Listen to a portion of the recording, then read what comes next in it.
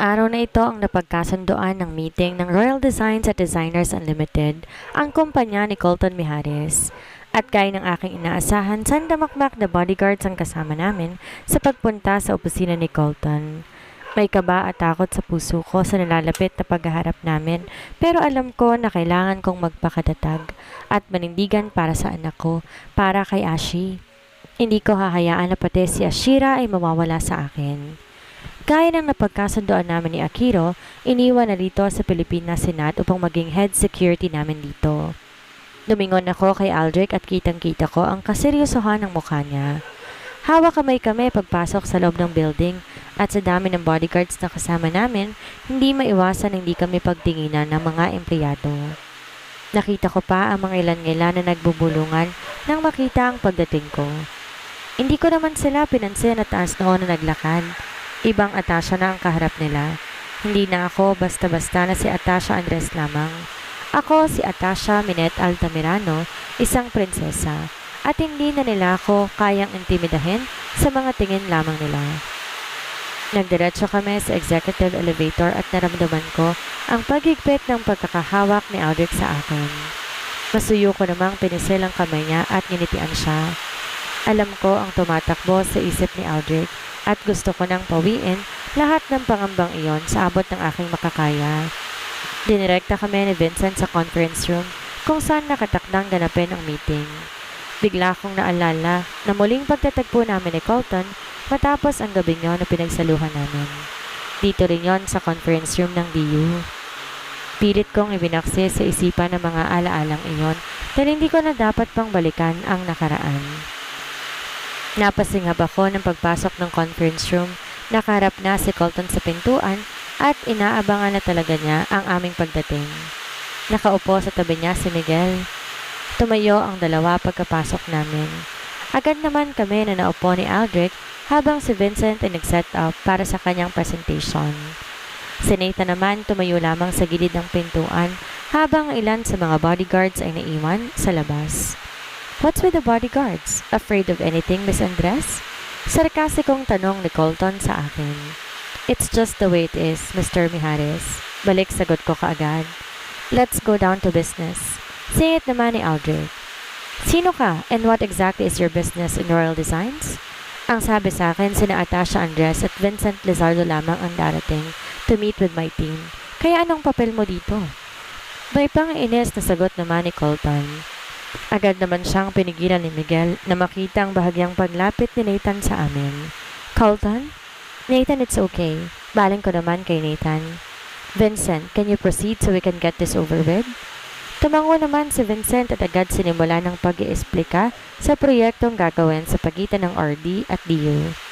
Gaya ng aming napag-usapan ni Vincent, papayag kami sa 60-40 profit sharing na ito, pabor sa DU. Kailangan namin sila upang makakuha ng mas marami pang kliyente. Lalabas na ang Royal Designs ang primary third-party provider ng Designers Unlimited sa mga proyekto ng gobyerno. Mabilis na naging usapan dahil karamihan sa mga tanong ni Miguel at Colton ay agad na nasasagot ni Vincent at nabibigyan niya na magandang proposisyon upang maging patas sa pagitan ng dalawang kumpanya. Ilang minuto pa, lumapit si Nathan kay Aldrich at may binulong.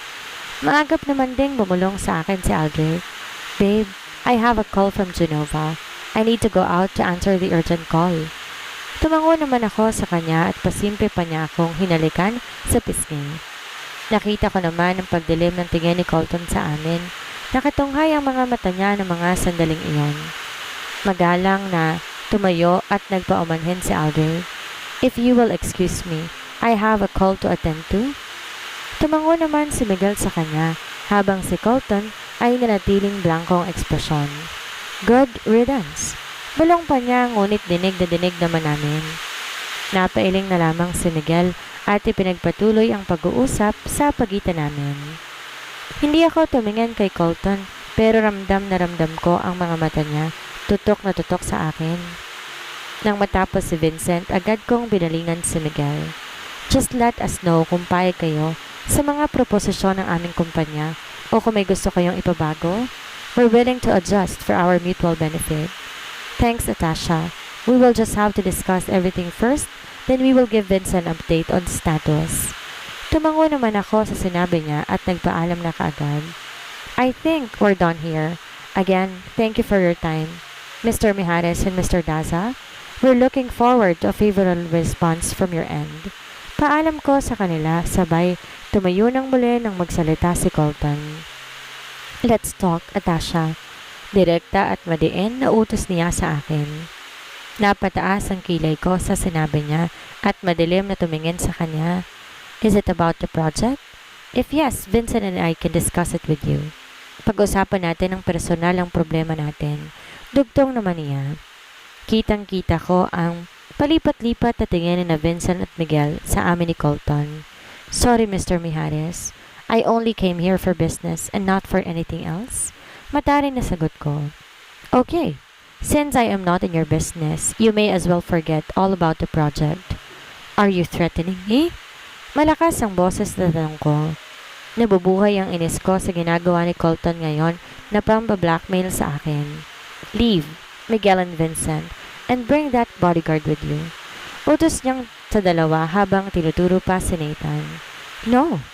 Okay, madali akong kausap, Atasha. Everyone, stay.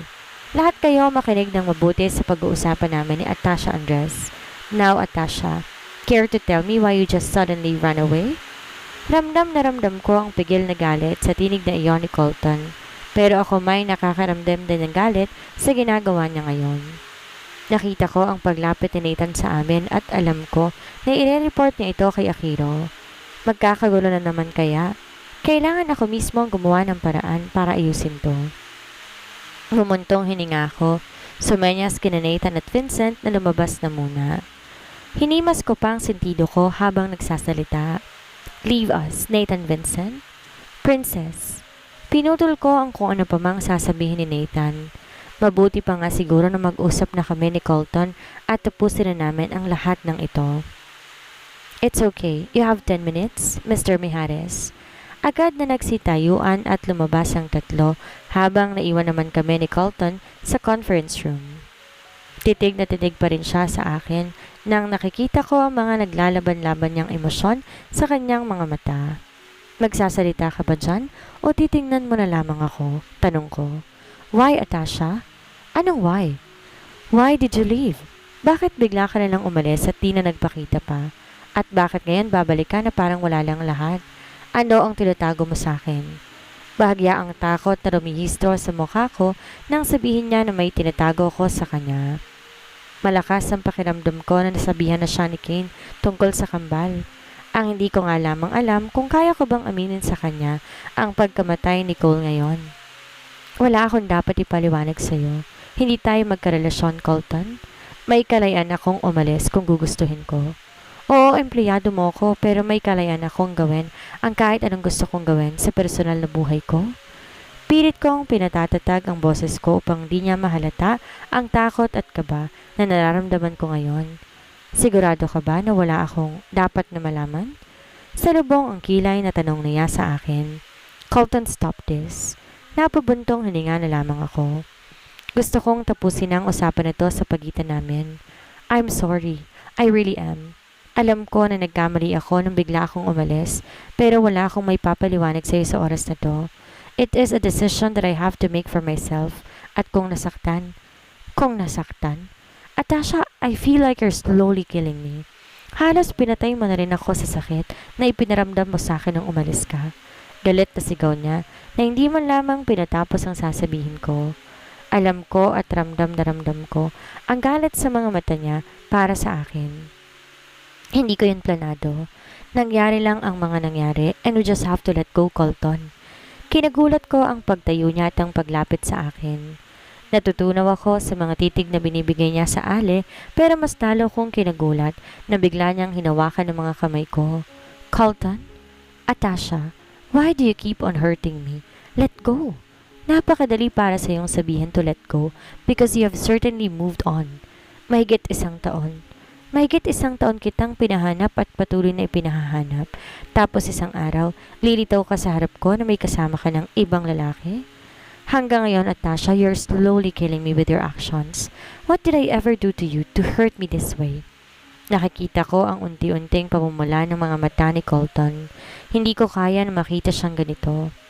Inalis ko ang kamay niya sa pagkakahawak sa akin at lumayo ako ng bahagya sa kanya. I never meant to hurt you, Colton. I never did. Isa ka sa mga taong pinagkakautangan ko ng buhay, pero kailangan kong gawin ang mga bagay na ginawa ko.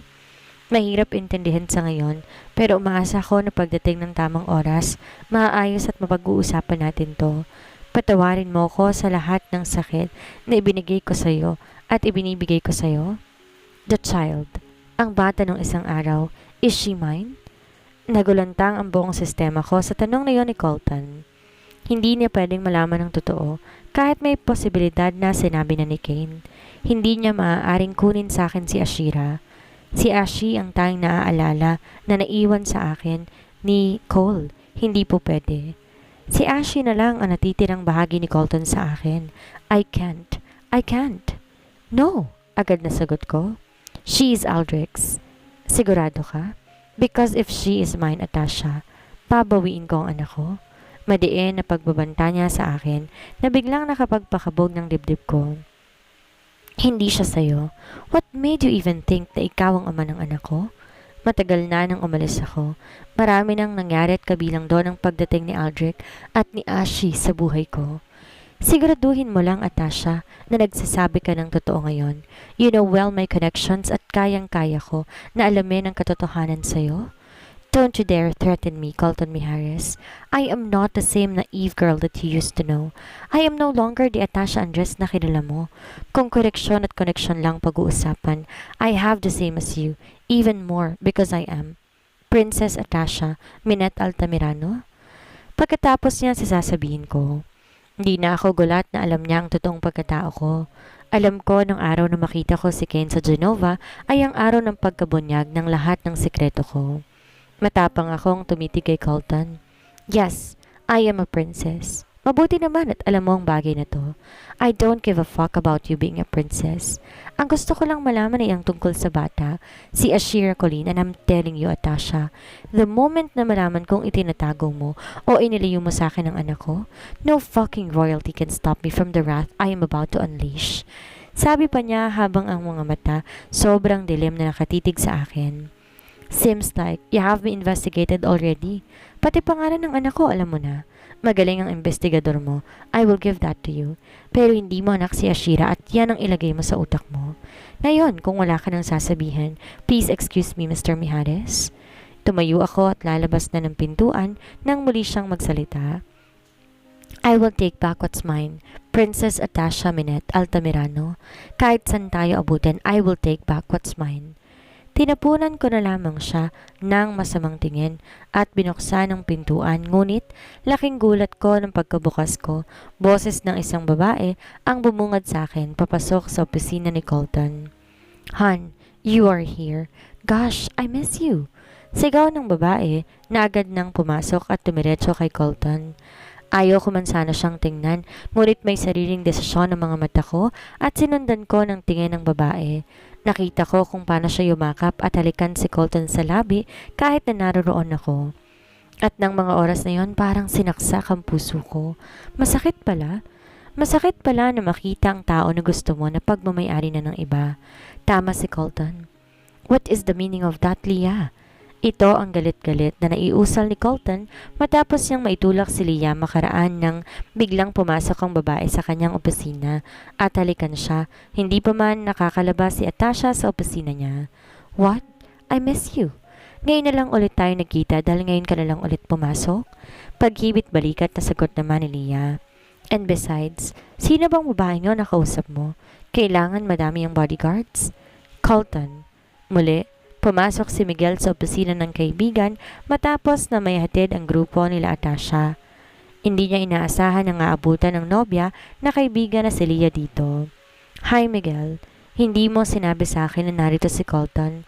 Buti na lang narinig kong pag-uusap ng team mo na nakita raw si Vincent dito for a meeting with my honey. Tumabi pa siya sa nobyo na halata pa rin ang inis sa kanya base sa ekspresyon ng mukha. Sorry, last minute decision. Matipid na sagot naman ni Miguel sa babae. By the way, who's that girl?